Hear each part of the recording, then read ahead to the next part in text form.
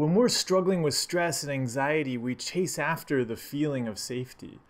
But the actions we engage in to chase that feeling and avoid fear and uncertainty always lead to more fear and uncertainty, every time. Even if we temporarily feel like we've grasped that fleeting myth of safety and certainty. It's like any addiction.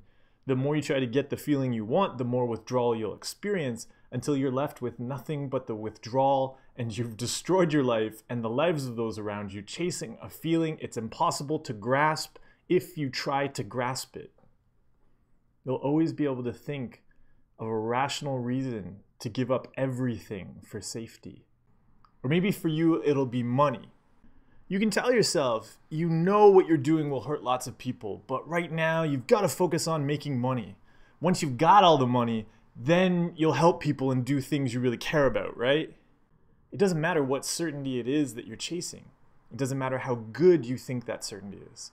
If you chase it, you will crash every single time into pain and suffering and whatever it was you were trying to avoid.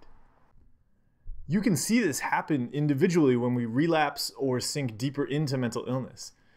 Maybe you saw a scary looking man walk by on your street, so it's a good idea to check your door lock a few extra times tonight, even though that's a compulsion you're cutting out, and even though you know that your rituals can take you all night to finish once you get started on them.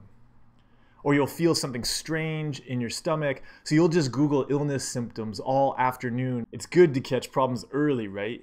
Or maybe you're chasing motivation to get started on recovery from your drug addiction, but why not put that off another week or 2 or 3? Because you got a lot going on at work right now, and you just need that extra help to take the edge off things and focus. You shouldn't let anything interfere with work, right? It'd be bad if you didn't do a good job, right? It'd be bad if you got fired, right? Later, you'll have the time and the emotional capacity to handle making a big change like that. And we just keep getting sicker. Our excuses sound so good. We are so good at thinking. We are so good at destroying everything to avoid the possibility of pain. Organizations do this too. They avoid taking risks for fear of failure. They avoid innovating. They avoid doing what's best for their communities. They become reactive, waiting for crises to guide them. People get scared of doing new things. What if I get blamed for something going wrong? I don't want to miss my numbers this quarter. I don't want to lose my job. I don't want people to think I'm stupid. Building and creating is tough. It's terrifying. And when we react to that fear, we fail. Governments do this too. They use safety as an excuse for giving up everything that got them to where they are.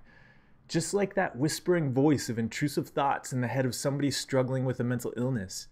What if somebody hurts us? There are people out to get us. We can't be kind when we're in danger. This situation is different. The same rules don't apply here.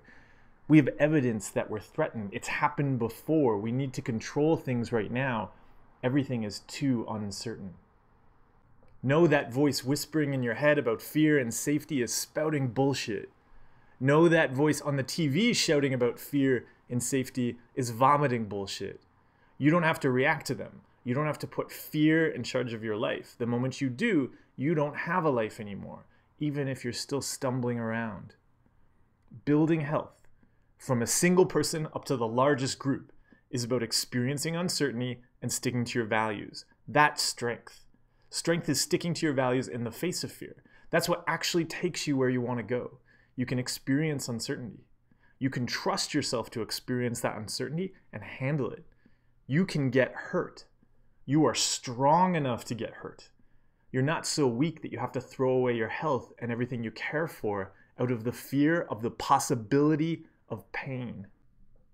Build and create and pour yourself into the practice of being yourself, and you won't need to go scrounging for safety in that pit of suffering and bullshit.